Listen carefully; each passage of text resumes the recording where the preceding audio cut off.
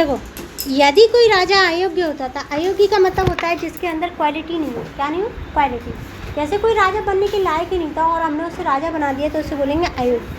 तो सभा द्वारा उसे पदोच्चित भी किया जाता था यदि ऐसा उल्लेख महत्वपूर्ण है, परंतु इसका अर्थ ये नहीं है कि कोई भी विधि सम्मति परंपरा थी, क्योंकि हमारे आसपास कालखंड के पूर्ण साक्ष्य उपलब्ध नहीं है। मतलब ऐसा कुछ नहीं था कि कोई एविडेंस मिल रहा है। क्या मिल रहा है? एविडेंस मिल रहा है कि यहाँ पर राजा को इस विधि से बनाया जाता है। ठीक है। अपनी राजनीतिक प्रणाली के अंतर्गत महाजनपदों ने जनपदों के मूल सिद्धांतों का विस्तार परिष्कार किया है। देखो, एक तो आया महाजनपद और एक जनपद आया। जनपद को बोलते हैं ऐसी जगह जहाँ पर लोग रहते हैं, और कई जनपदों को मिला करके महाजनपद मिलती थी। क्या बनती थी? कई जनपदों को मिला करके महाजनपद मिलती थी। उसके बाद देखें, कुछ महाजनपदों में राज्य तंत्रात्मक शासन प्रणाली भी थी, अर्थात राजा सर्वोच्च अधिकार युक्त होता था, जिसे मंत्री तथा वरिष्ठ जनों की सभा या समिति का समर्थन प्राप्त होता था। राजा का पद सामान्य वंशानुगत होता था। वंशानुगत मतलब क्या होगा? मेरा बेटा मेरी जगह देगा, इसे बोलते हैं वंशानुगत। क्या है? वंशानुगत। लेकिन मेरा बेटा नहीं लेकर के कहीं से कोई कैंडिडेट आया और उसे मैंने अपनी जगह पर हायर किया, इसे नहीं बोलते, ऐसे हम वो नहीं करेंगे, वंशानुगत नहीं कहेंगे इसे। ठीक है।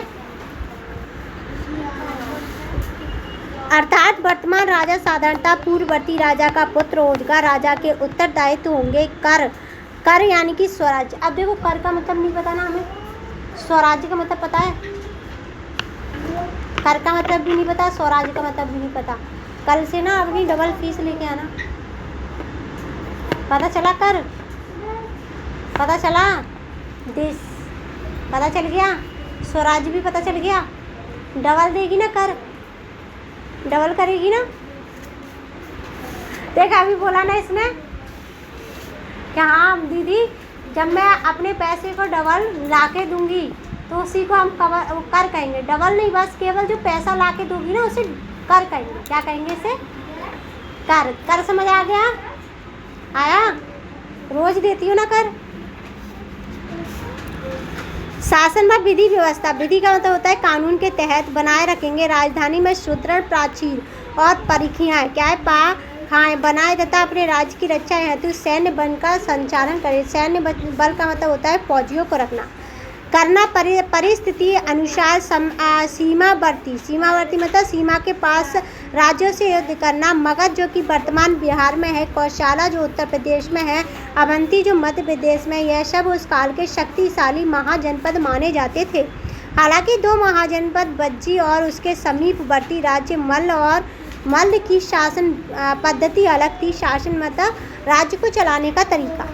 इन महाजनपदों में सभा और समिति को अधिक शक्तियां प्राप्त थी तथा देखो, सभा और समिति क्या होती है? जैसे मैंने क्या कर लिया, एक क्लास 6 है और एक क्लास 7 है, दोनों को क्या कर लिया? दोनों की सहमति से मैं क्या कर रही हूँ? दोनों की सहमति से मैं एक राजा बना रही हूँ, तो इसे बोलेंगे सभा और समिति। क्या बोलेंगे इसे?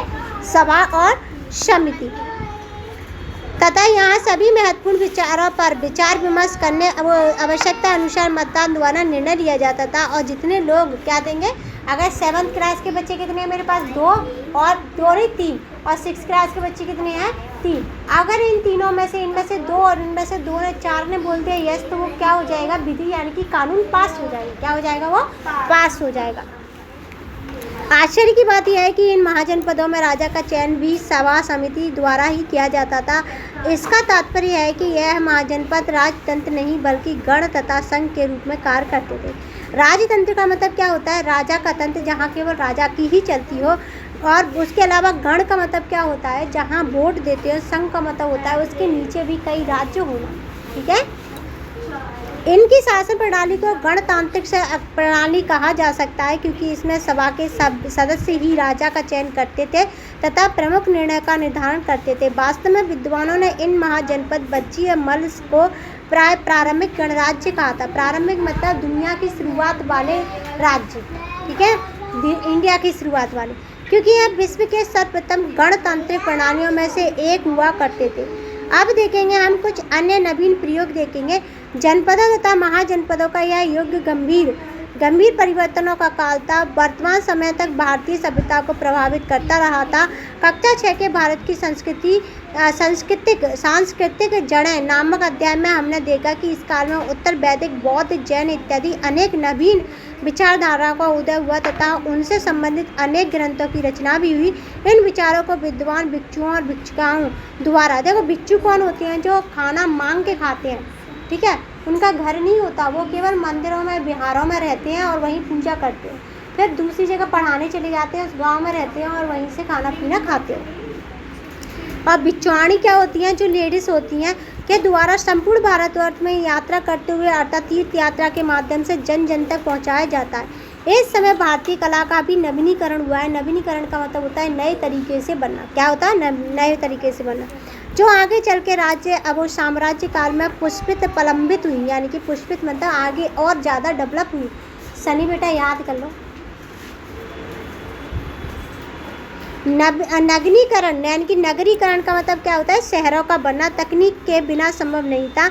हमने पूर्व में यानी कि पहले देख लिया कि हड़प्पा सभ्यता के लोग तांबा और कांस्य की धातु कला में दक्ष थे, यानी कि हम दो धातुओं का उपयोग सीख गए थे, तांबा और कांसा। कौन सी धातु थी हमारे पास? तांबा और कांसा, ठीक है। अब इस द्वितीय नगरीकरण की प्रक्रिया में लोहा धातुकर्म की तकनीक का प्रयोग एक महत्वपूर्ण परिवर्तन आ गया। अब हम लोहे का उपयोग करें। किसका करें? लोहे का। भारत के अनेक क्षेत्रों में द्वितीय सहस्त्राब्दी तक शाह पूर्व के प्रारंभ में ही लोहा निष्कर्षण का मतलब होता है निकालना एवं उसे आकार देने की विधियां विकसित हो चुकी थी, परंतु दैनिक जीवन में लोहे का उपयोग कुछ शताब्दियों बाद व्यापक हुआ। क्या हुआ? व्यापक। द्वितीय सहस्त्राब्दी पूर्व के अंत तक लोहे के उपकरण कृषि में प्रयुक्त होने लगे, जिससे कृषि का विस्तार हुआ। साथ ही लोहे के बने हथियार जैसे तलवार, भाले, तीर, ढाल इत्यादि ये क्या बनने लगे? लोहे के बने। कांसे की तुलना में अधिक हल्के, तीव्र, प्रभावशाली सिद्ध हुए। इस काल में युद्ध के कुछ प्रमाण भी मिलते हैं, लड़ाइयों के कुछ प्रमाण यानी कि एविडेंस मिलते हैं। संभवतः विभिन्न महाजनपदों के मध्य हुए होंगे, यद्यपि उनकी बारंबारता, भीषणता स्पष्ट नहीं है। इन युद्धों और कभी कभी होने वाले गठबंधनों का मतलब होता है जुड़ के कुछ बनाना के कारण नए राज्य और साम्राज्य अस्तित्व में आए, जिनकी चर्चा हम आगे करेंगे। भारत में प्रथम बार सिक्कों का प्रयोग एक अन्य नवाचार था। नवाचार का मतलब नया काम करना। व्यापार के विस्तार ने मुद्रा यानी कि पैसों की आवश्यकता को जन्म दिया। शीघ्र ही ये सिक्के भारत के विभिन्न भागों यहाँ तक कि विदेशों में भी विनिमय होते। विनिमय मतलब लेने देने का तरीका हेतु प्रयुक्त होने लगे। भारत के प्रारंभ सिक्के चांदी के बने थे, यानी कि पहले चांदी के सिक्कों का यूज़ करते थे हम लोग। जो आज के टाइम पे सिक्के आते हैं ना, वो जो एक नरम धातु थी। इसमें प्रतीक का चिन्ह को आहत तथा अंकित किया जाता था। अतः इन्हें आहत सिक्के भी कहते हैं। कैसे सिक्के कहते हैं? आहत सिक्के भी कहते हैं। कालांतर का मतलब होता है समय के साथ। तांबा, सोना तथा अन्य धातुओं के सिक्के बनने लगे। सामान्यतः प्रत्येक महाजनपद अपनी स्वतंत्र मुद्रा का मतलब होता है पैसा जारी करता था। आप देखो, परंतु व्यापार पता है क्या है? सगुन कल मुझे 2 कॉपी ला दियो। बता तो दिया व्यापार। कल मुझे 2 कॉपी ला दी बेटा। हाँ, 10 की लाएगी, 20 की बेचूंगी।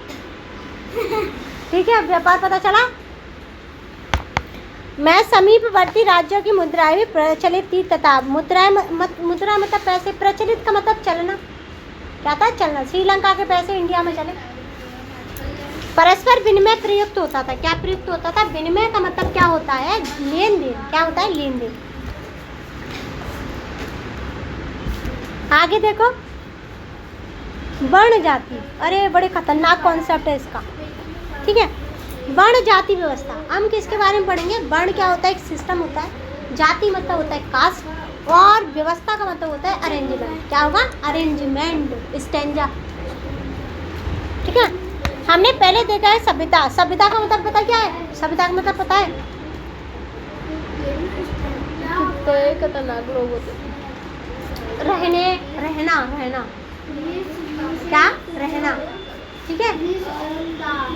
एक सभ्यता हुई थी। सभ्यता का मतलब होता है एक बड़े लेवल पे बहुत सारे लोगों का एक साथ रहना। क्या होता है? सभ्यता। उदय का मतलब होता है निकलना। के साथ साथ मानव समाज और अधिक जटिल होता गया। जब कभी भी ऐसा होता, समाज स्वयं को विभिन्न समूह में संगठित कर लेता है, जैसे बण का मतलब होता है पूरा एक सिस्टम, व्यवस्था, व्यवसाय क्या होता है, व्यवसाय का मतलब पता है, अभी बताया ना, 20 कॉपी ला के देना, ठीक है। व्यवसाय मतलब क्या होता है, जो काम हम करते हैं, क्या करते हैं, हम काम कर रहे हैं या अन्य किसी आधार पर, उदाहरण के लिए शासन, प्रशासन, धर्म, शिक्षा, व्यापार, नगर नियोजन। नगर नियोजन पता है, नगर नियोजन पता है, नगर नियोजन पता है, नगर पता है, नियोजन नहीं पता ना, प्लानिंग क्या है, ठीक है। कृषि, शिल्प, कला इत्यादि से संबंधित अनेक प्रकार के कार्यों के लिए अलग अलग समूह हो सकते हैं। क्या हो सकते हैं, अलग अलग समूह हो सकते हैं। एक आदर्श समाज में यह सभी समूह एक दूसरे के पूरक होते हैं। पूरक मतलब क्या होते हैं, एक दूसरे का लेन देन करके एक दूसरे की मदद करना। पूरक मतलब लेन देन वाला सिस्टम। तथा समरसता से काम करते हैं। समरसता मतलब होता है बहुत प्यार से काम करना, परंतु अधिकांश ये विभाजन असमानताओं को जन्म देता है। जब भी हम किसी भी चीज़ में डिवीज़न करते हैं, क्या करते हैं हम, डिवीज़न यानी कि बांटते हैं। देखो मैंने बोला कि बेटा तुम 7th क्लास में हो तो तुम इतना सब्जेक्ट तुम्हें याद करने, तुम्हें हमने बोला कि नहीं बेटा तुम्हें इतने सब्जेक्ट याद करने, तो इनसे दोनों के मन में क्या आया, तो बड़ी है इसे इतने सब्जेक्ट में, मैं छोटा हूँ मुझे इतने कम सब्जेक्ट में, ठीक है। ये क्या हो गया, ये क्या हो गया, डिफरेंस हो गया। क्या हो गया, डिफरेंस। और इन्हीं की वजह से क्या आता है, इन्हीं की वजह से आता है समूह दूसरे की तुलना में अधिक संपत्ति क्या होगी, उनके पास जमीन जायदाद ज़्यादा होगी, शक्ति और प्रभाव ज़्यादा होंगे उनके पास। इससे क्या हुआ, संपत्ति यानी कि किसी के पास ज़्यादा पैसे हो गए और किसी के पास कम पैसे हो गए, किसी के पास ज़्यादा शक्ति होगी, किसी के पास कम शक्ति होगी। दूसरे शब्दों में कहें, समानता का एक आदर्श है। समानता क्या है, एक हम ये कह सकते हैं आइडियल ऑफ द सोसाइटी है, बट हम इसी के साथ दूसरा शब्द जोड़ते हैं असमानता, तो इससे क्या होता है, समाज में पूरे में क्या हो जाता है, डिफरेंस निकल के आता है। क्या आता है, डिफरेंस निकल के आता है। क्या होता है, जिसकी प्राय मानव को कल्पना की, परंतु शायद कोई समाज इसे पूरी तरह प्राप्त कर सका। भारतीय समाज दो प्रकार की व्यवस्थाओं में संगठित है। पहला वर्ग है जाति। जाति एक ऐसा समूह या समुदाय होता है। समूह या समुदाय का मतलब होता है ग्रुप। क्या होता है, ग्रुप, जिसके सदस्य किसी विशेष पेशे या जीविका से जुड़े होते हैं, जैसे कृषिकार, धातुकर्म। जैसे देखो कुम्हार है, मटका बनाता है, तो कुम्हार मटका बनाने पे ही तो बना, उसका काम क्या है, मटका बनाना, तो उसकी जाति भी क्या हो गई।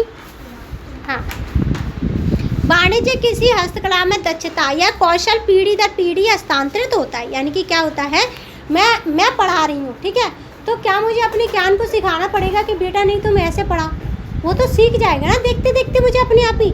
ऐसे ही कोई मटका बनाता है तो उसका बच्चा तो अपने आप ही सीख जाएगा, वो सीख जाएगा ना। उसके बाद देखेंगे एक पीढ़ी से दूसरी पीढ़ी में हस्तांतरित का मतलब होता है पास हो जाना। प्राय एक जाति के और प्राय एक जाति के भीतर भी एक उपजाति होती है, जिनके अपने रीति रिवाज, जैसे विवाह के नियम, धार्मिक अनुष्ठान, यानी कि अनुष्ठान का मतलब क्या होता है, जैसे भंडारा करना, शादी के टाइम पे खाना देना, भोजन की परंपराएं अलग अलग होती हैं। दूसरी श्रेणी भी थी वर्ग। क्या थी, पहली जाति, दूसरा है वर्ग। वैदिक ग्रंथों, वैदिक ग्रंथ का मतलब होता है पुराने ग्रंथ जो वैदिक काल में लिखे गए, से अद्भुत एक अवधारणा थी। वर्ण 4 प्रकार के माने जाते हैं।